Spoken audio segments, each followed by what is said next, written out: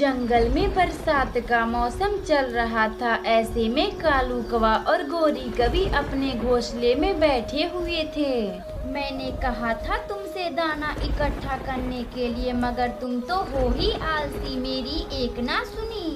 मेरी एक ना सुनी? बोल तो ऐसी रही हो, खुद बहुत मेहनत करती हो, याद है तुम्हें? सारा दिन सोई रहती हो, जब दाना लाने को कहता तो तुम मुझसे लड़ाई कर लेती। उसी जंगल में चिड़िया अपने दोनों बच्चों के साथ बैठी हुई थी। उसके घर में खाने के लिए दाना भी था और कुछ फल भी थे।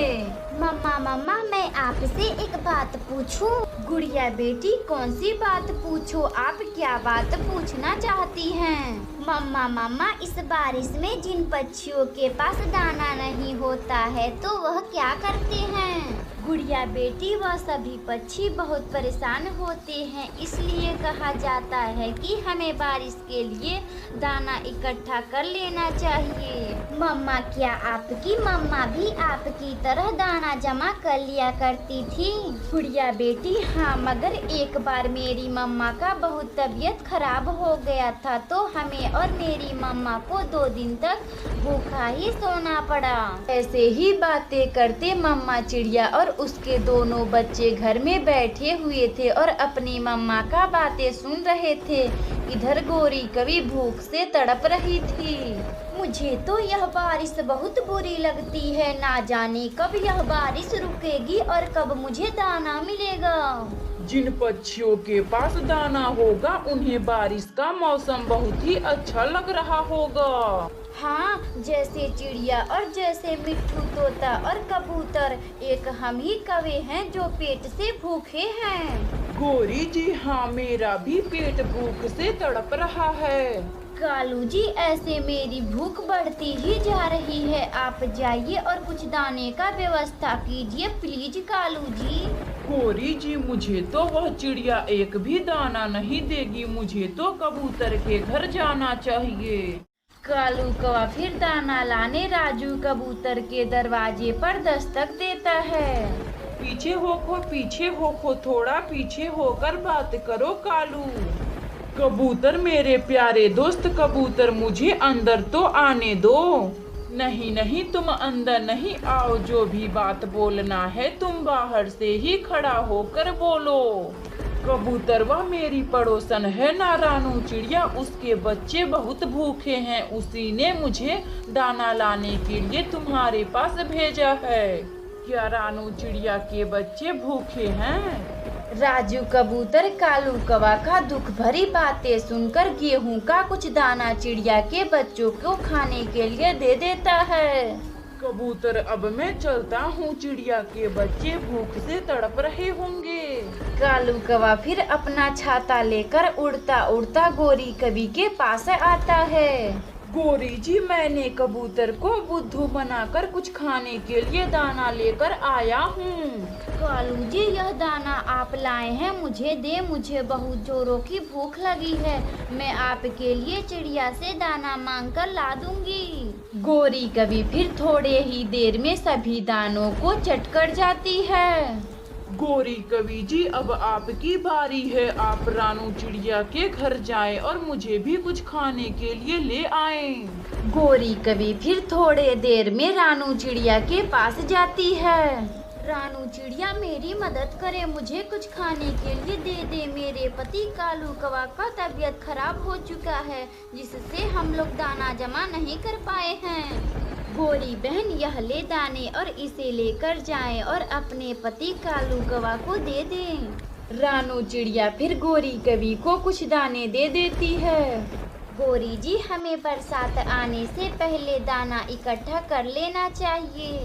गोरी कवि फिर दाने लेकर अपने पति कालू कौवा के पास आती है। कालू जी, यह ले दाने, मैं चिड़िया से झूठी कहानी बनाकर आपके लिए दाना ले आई हूँ। इसी तरह दिन गुजर रहे थे और बारिश का मौसम भी खत्म हो गया है और सभी पक्षी अपने घर में खुशी खुशी रहने लगते हैं। प्यारे दोस्तों, अगर आपको यह कहानी अच्छी लगे तो वीडियो को लाइक करें और चैनल को सब्सक्राइब करें और बेल आइकन को दबाना ना भूलें। हमें कमेंट बॉक्स में बताएं कि हमारी कहानी आपको कैसी लगी। दूर किसी जंगल में एक जादुई चूड़ियों का पेड़ था जिस पर तरह तरह के रंग बिरंगे चूड़ियां थे। जादुई चूड़ी का पेड़ जिस पक्षी को जो चूड़ी पसंद आ जाता था वह उन्हें वही चूड़ी ही दिया करता था। कालू जी, मेरे प्यारे पति कालू जी, मैंने सुना है जंगल में एक जादुई चूड़ियों का पेड़ है जो सबको रंग बिरंगे चूड़ियां दिया करता है। आप मेरे लिए कुछ चूड़ियां ला दीजिए ना। गौरी जी, मुझे नहीं करना यह औरतों वाली काम, आपका काम है, आप खुद कीजिए ना। कालू जी, मैं चली जाती मगर बाहर इतना तेज धूप है, मेरा रंग काला हो जाएगा।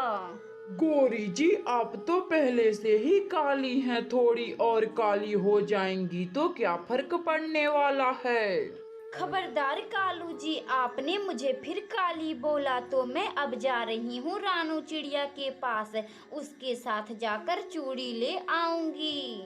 इतना बात बोलकर गौरी कवि रानू चिड़िया के पास जाती है और उससे चूड़ी लाने के लिए बोलती है। रानू चिड़िया, मैं चूड़ियाँ लेने जा रही हूँ, तुम्हें भी मेरे साथ चूड़ी लेने चलना है। गौरी जी, हाँ, मेरी भी सारी चूड़ियाँ खत्म हो गई हैं, मुझे भी चूड़ी लेने जादुई चूड़ी के पेड़ के पास जाना है। फिर रानू चिड़िया और गौरी कवि चूड़ियाँ लेने जादुई चूड़ी के पेड़ के पास जाती हैं। जादुई चूड़ी के पेड़ जी, जादुई चूड़ी के पेड़ जी, मुझे कुछ चूड़ियाँ दे दे, मेरी सारी चूड़ियाँ खत्म हो गई हैं। गौरी कवि का बात सुनकर जादुई पेड़ गौरी कवि और रानू चिड़िया को रंग बिरंगे चूड़ियाँ दे देता है, जिसे लेकर वह दोनों अपने घर चली आती हैं। मम्मा मम्मा, जंगल के सरपंच ने अभी अभी घोषणा करवाया है कि आज बहुत जोरों शोरों से बारिश आने वाली है। गुड़िया बेटी, अपना घर टूट भी सकता है, हमें जरूर कुछ करना चाहिए। मैं अभी कुछ पक्षियों से मदद मांगने जा रही हूँ, आप अपना ख्याल रखिएगा। इतना बात बोलकर मम्मा चिड़िया सभी पक्षियों के पास जाती है जो सभी एक साथ बैठे हुए थे। अगर यह बारिश आ जाएगी तो सब तहस नहस हो जाएगा। राजू कबूतर, तुम ठीक बोल रहे हो, हमें जरूर कुछ करना चाहिए। तभी उसी झुंड में कालू कौवा बोलता है, क्यों ना हम लोग लकड़ियों को इकट्ठा कर कर अपना एक मजबूत वाला लकड़ियों का घर बनाएंगे। हाँ, यह सही रहेगा। अब हम लोग सभी लकड़ियों को इकट्ठा कर कर एक मजबूत का लकड़ी का घर बनाएंगे। इतना बात बोलकर सभी पक्षी लकड़ियों को खोज खोज कर अपना मजबूत सा घर बनाते हैं, लेकिन बारिश का कहर इतना तेज था कि सभी घर टूट जाते हैं। मम्मा मम्मा, अपना घर तो टूट गया, अब हम लोग क्या करेंगे? गुड़िया बेटी, बारिश तो बहुत तेज आ रही है, मुझे तो कुछ समझ भी नहीं आ रहा, मैं करूँ तो क्या करूँ। उसी बारिश में रानू चिड़िया और गुड़िया की बातें जादुई पेड़ सुन रहा था। तभी जादुई पेड़ रानू चिड़िया से बोलता है, रानू चिड़िया, मैं तुम्हें एक चूड़ी का घर दे रहा हूँ जो बहुत ही मजबूत होगा, इसका बारिश कुछ नहीं बिगाड़ पाएगा। तभी जादुई चूड़ियों का पेड़ एक चूड़ी वाला रानू चिड़िया को घर दे देता है जो बहुत ही मजबूत था, जिसमें रानू चिड़िया और गुड़िया खुशी खुशी रहने लगती हैं।